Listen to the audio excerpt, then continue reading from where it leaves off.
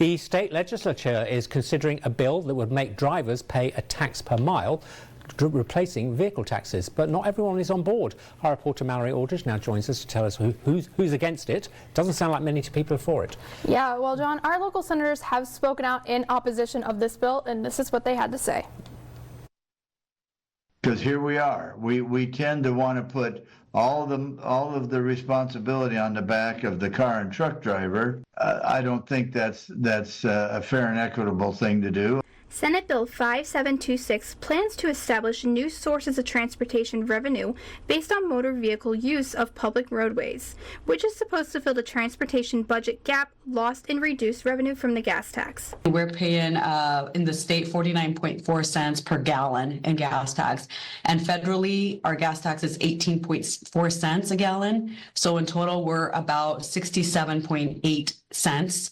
So if you round that up, about 68 cents per gallon is what we're already paying.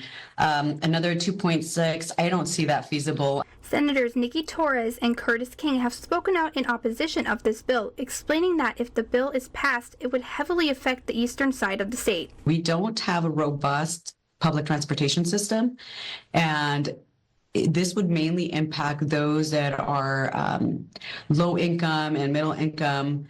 It would impact them the hardest because they're the ones that are having to commute the most. Initially, the program would be voluntary. King explained that since the state has electric car owners pay a $225 fee every year in lieu of the gas tax, it may be difficult to get the public to sign up for the program. So, I mean, it doesn't take people long to say, well, 2.6 cents plus 10%. I mean, how many miles do I have to drive to hit that $225? And anybody that is not going to drive that number of miles, they may sign up to do this because they're going to save money. Those that think they're going to drive more than that probably won't sign up. Torres and King believe that this bill would cause more harm than good for Washingtonians. They just really don't want people using any vehicles. To be using your own vehicle. They want you to go to public transportation, and it's just not feasible for the eastern half of the state. The bill is still listed as in committee. John? Yes, there's a long way to go on this. This is something that's being discussed right now, but it's great to hear what our senators think. Thank you very much indeed, Malorie. Well, with that proposed bill, we wanted to hear from you on whether you are in favour of a pay-per-mile system. That's the question we asked in today's viewer poll. You can scan the QR code on your screen or go to either our social media pages or our website to cast your vote.